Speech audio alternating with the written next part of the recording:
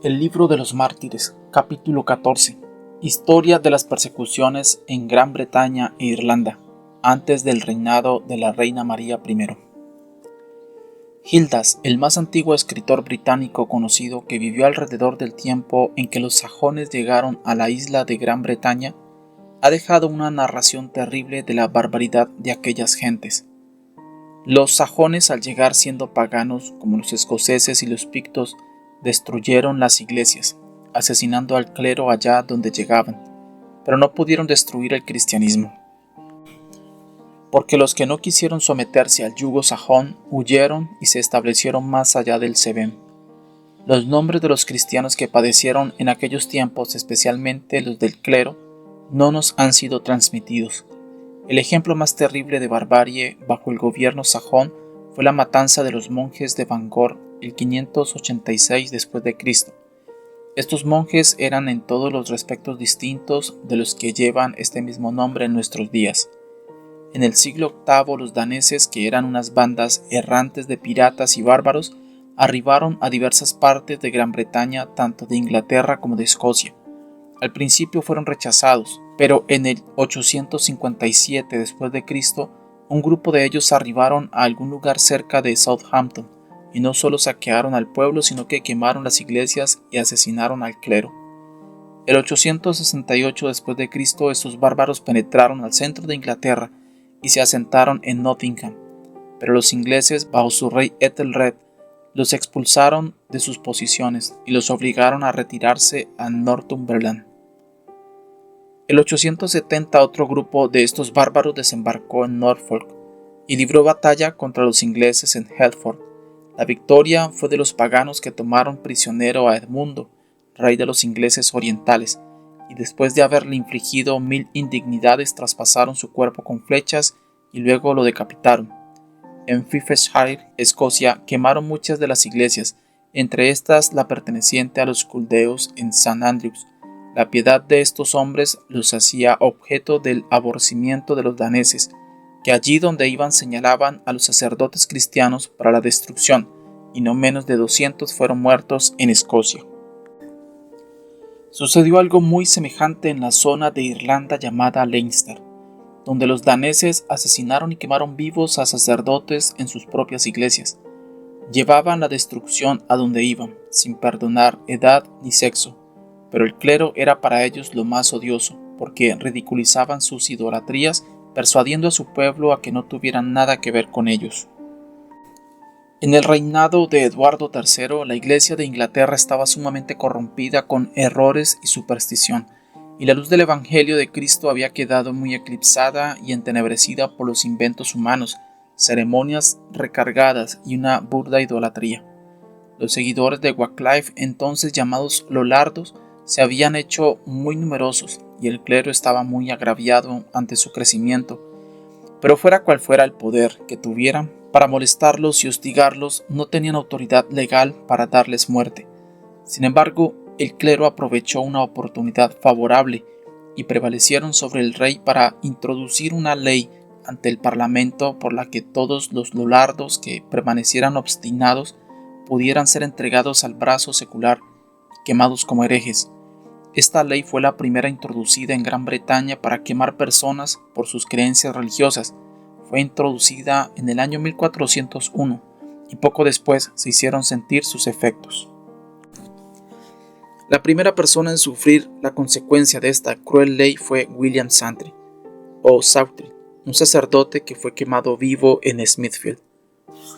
Poco después de esto, Sir John Oldcastle, Lord Cobham, fue acusado de herejía por su adhesión a las doctrinas de Wycliffe y fue condenado a ser colgado y quemado, lo que fue ejecutado en Lincoln's Inn Fields en 1419 después de Cristo. En su defensa escrita, Lord Cobham dijo: «En cuanto a las imágenes, entiendo yo que no son objeto de fe, sino que fueron ordenadas desde que la fe de Cristo fue dada, por permisión de la Iglesia, para representar y traer a la mente la pasión de nuestro Señor Jesucristo y el martirio y la vida piadosa de otros santos, y que todo aquel que dé culto a las imágenes muertas, culto que se debe a Dios, o que ponga su esperanza o confíe en su ayuda como debiera hacerlo en Dios, o que tenga afecto a una más que a otras, en esto comete el gran pecado del culto idolátrico.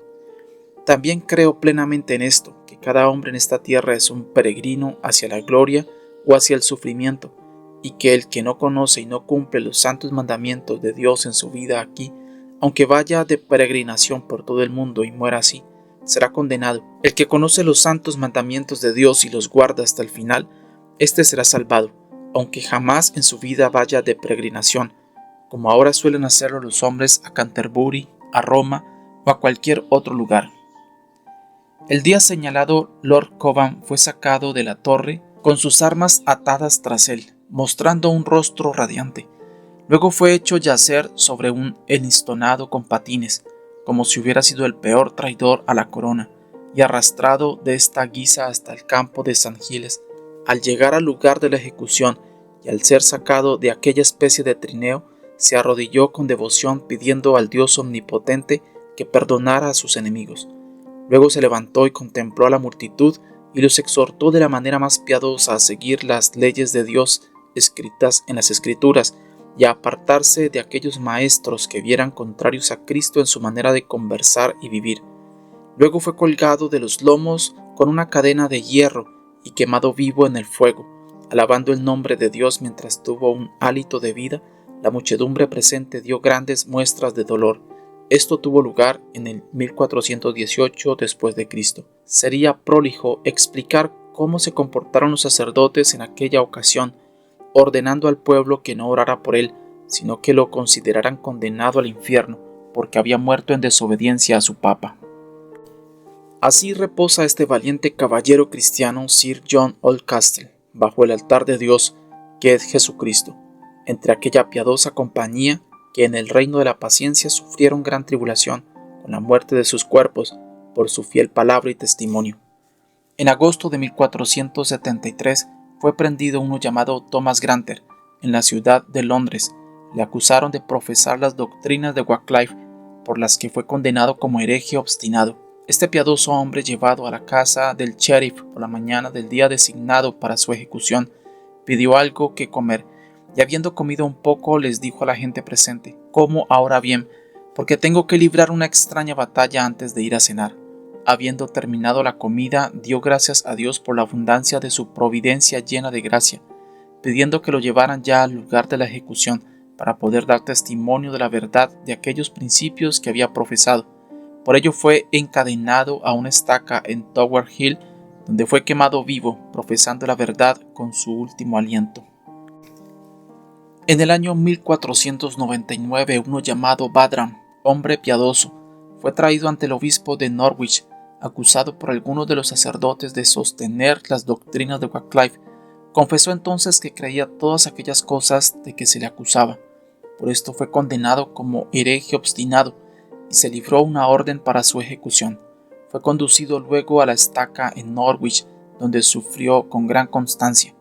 En 1506 fue quemado vivo un hombre piadoso llamado William Tilfrey en Amersham, en un lugar llamado Stony Pratt, y su hija Joan Clark, mujer casada, fue obligada a encender la leña con la que se iba a quemar su padre. Este año también un sacerdote, el padre Roberts, fue declarado convicto delante del obispo de Lincoln de ser un lolardo y fue quemado vivo en Buckingham. En 1507, un hombre llamado Thomas Norris fue quemado vivo por el testimonio de la verdad del Evangelio en Norwich.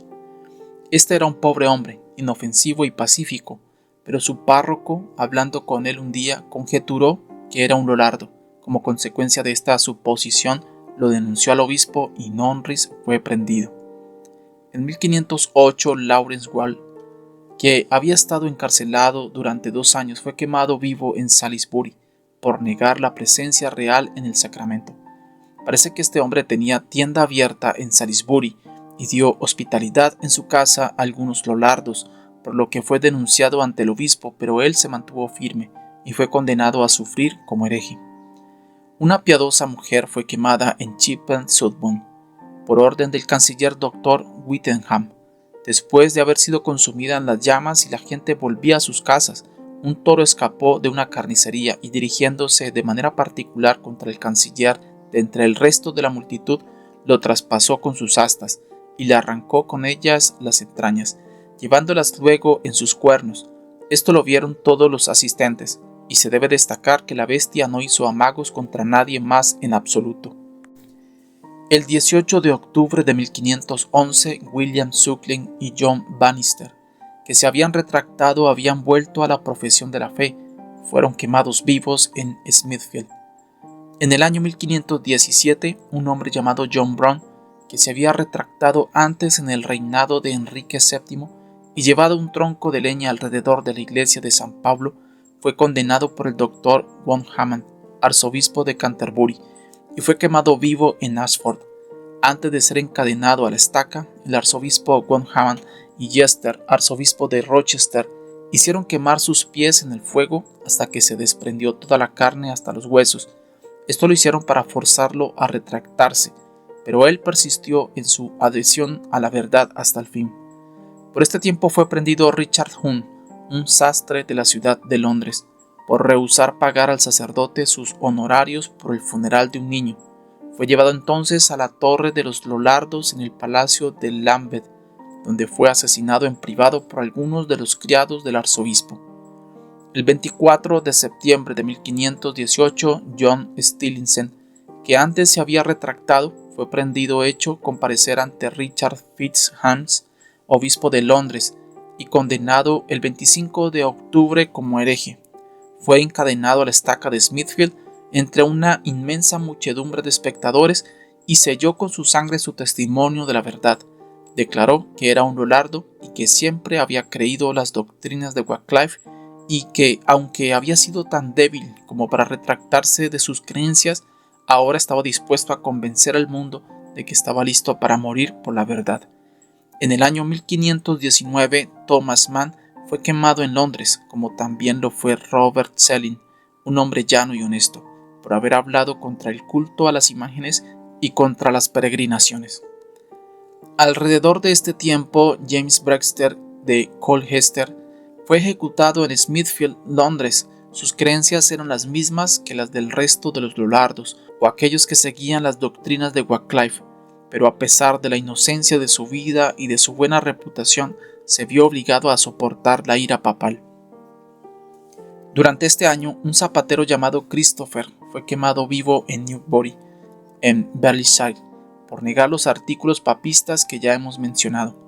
Este hombre poseía algunos libros en inglés que eran ya suficientes para hacerle odioso ante el clero romanista. Robert Silks, que había sido condenado ante el tribunal del obispo como hereje y que logró huir de la cárcel, fue apresado sin embargo 2 años más tarde y devuelto a Coventry, donde fue quemado vivo. Los alguaciles siempre confiscaban los bienes de los mártires para su propio beneficio, de manera que sus mujeres e hijos eran dejados morir de hambre. En 1532, Thomas Harding, acusado de herejía junto con su mujer, fue traído ante el obispo de Lincoln y condenado por negar la presencia real en el sacramento. Luego fue atado a una estaca levantada para ello en Chisman en el Pell, cerca de Bodley, y cuando hubieron encendido fuego a la pira, uno de los espectadores le rompió el cráneo con su cachiporra.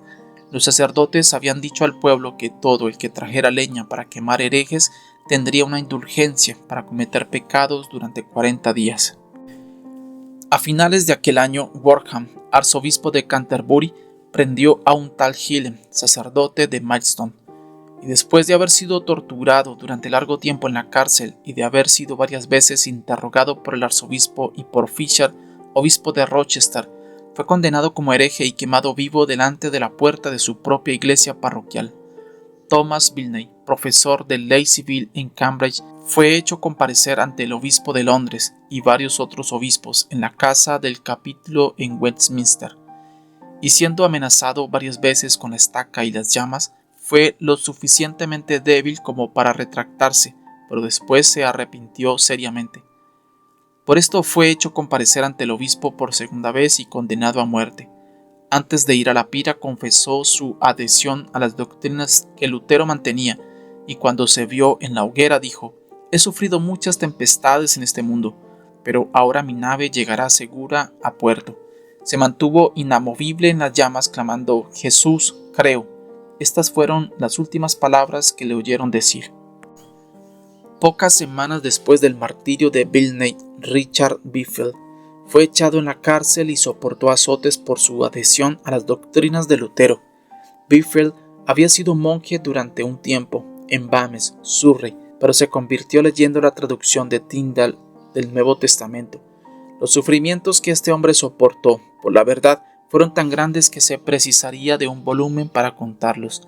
A veces fue encerrado en una mazmorra en la que casi quedó asfixiado por el horroroso hedor de la inmundicia y del agua estancada. En otras ocasiones le ataban de los brazos hasta que casi todas sus articulaciones quedaban dislocadas. Le azotaron amarrado a un poste en varias ocasiones, con tal brutalidad que casi no le quedó carne en la espalda, y todo esto lo hicieron para llevarlo a retractarse. Fue finalmente llevado a la Torre de los Lollardos en el Palacio de Lambeth, donde fue encadenado por el cuello a la pared y azotado otra vez de la manera más cruel por los criados del arzobispo. Finalmente fue condenado, degradado y quemado en Smithfield. El siguiente en sufrir el martirio fue John Dewsbury. Era un hombre sencillo, que no se había hecho culpable de nada en contra de la llamada Santa Madre Iglesia que leer la traducción de Tyndale del Nuevo Testamento. Al principio tuvo la debilidad de abjurar, pero luego se arrepintió y reconoció la verdad. Por esto fue llevado ante el obispo de Londres, que le condenó como hereje obstinado. Sufrió mucho durante el tiempo de su encarcelamiento, de manera que cuando lo llevaron a la ejecución estaba ya casi muerto. Lo llevaron a la hoguera en Smithfield, donde fue quemado, declarando él su total aborrecimiento del papado y profesando una firme fe en que su causa era justa delante de Dios. El siguiente en sufrir en este reinado fue James Banham, un respetado ciudadano de Londres que se había casado con una viuda de un caballero en el Temple. Cuando fue encadenado a la estaca abrazó las ascuas y dijo: «Mirad, papistas, ¿buscáis milagros? Aquí veréis vosotros un milagro, porque en este fuego no siento más dolor que si estuviera en una cama, me es tan dulce como un lecho de rosas», y así entregó su alma en manos de su Redentor. Poco después de la muerte de este mártir, un tal Traxnell, un campesino inofensivo, fue quemado vivo en Bradford, en Wiltshire, porque no quería reconocer la presencia real en el sacramento, ni admitir la supremacía papal sobre las conciencias de los hombres. En el año 1533 murió por la verdad John Fried, un destacado mártir. Cuando fue llevado a la pira en Smithfield, abrazó la leña y exhortó a un joven llamado Andrew Hewitt, que sufrió con él, a que confiara su alma al Dios que la había redimido. Estos dos sufrientes padecieron gran tormento porque el viento apartaba las llamas de ellos, de manera que sufrieron una agonía de 2 horas antes de expirar. En el año 1538, un demente llamado Collins sufrió la muerte junto con su perro en Smithfield. Lo que había sucedido era lo siguiente. Collins estaba un día en la iglesia cuando el sacerdote hizo la elevación de la hostia y Collins, ridiculizando el sacrificio de la misa, levantó su perro por encima de su cabeza. Por este crimen, Collins, que debía haber sido enviado a un manicomio o azotado tras un carro, fue hecho comparecer ante el obispo de Londres y, aunque realmente estaba loco, tal era el poder del papado y tal la corrupción de la iglesia y del Estado, que el pobre loco y su perro fueron llevados a la pira en Smithfield, donde fueron quemados vivos ante una gran multitud de espectadores. También otras personas sufrieron aquel mismo año y se mencionan a continuación. Un tal Cobridge sufrió en Oxford, y aunque se le consideraba loco, dio grandes muestras de piedad cuando le ataban a la estaca y después que encendieran el fuego a su alrededor. Por aquel mismo tiempo uno llamado Puderview fue hecho morir por haberle dicho en privado a un sacerdote después que éste hubo bebido el vino, bendijo al pueblo hambriento con el cáliz vacío. Al mismo tiempo fue condenado William Letton, un monje muy anciano, en el condado de Suffolk, que fue quemado en Norwich por hablar en contra de un ídolo que era llevado en procesión y por decir que el sacramento debía ser administrado bajo las 2 especies. Algún tiempo antes que fueran quemados los 2 anteriores, Nicholas Peake fue ejecutado en Norwich y cuando encendieron el fuego quedó tan abrasado que quedó negro como el betún. El doctor Reading estaba delante de él con el doctor Hem y el doctor Spragwell. con una larga vara blanca en la mano. Con ella le dio en el hombro derecho y le dijo: «Peque, retráctate y cree en el sacramento». A esto respondió él: «Te desprecio a ti y también al sacramento», y escupió sangre con gran violencia debido al atroz dolor de sus sufrimientos. El doctor Rieden concedió 40 días de indulgencia al sufriente para que pudiera retractarse de sus opiniones, pero él persistió en su adhesión a la verdad sin prestar atención alguna a la malicia de sus enemigos. Finalmente fue quemado vivo, gozándose de que Cristo lo hubiera considerado digno de sufrir por causa de su nombre. El 28 de julio de 1540 o de 1541, porque hay diferencias acerca del año, Thomas Cromwell, conde de Essex, fue llevado al cadalso en la torre, donde fue ejecutado con algunos gestos destacables de crueldad. Hizo un breve discurso al pueblo y luego se resignó mansamente al hacha. Creemos que es muy propio que este noble sea puesto entre los mártires, porque aunque las acusaciones proferidas contra él no tenían que ver con la religión, si no hubiera sido por su celo por abatir el papismo, podría al menos haber retenido el favor del rey.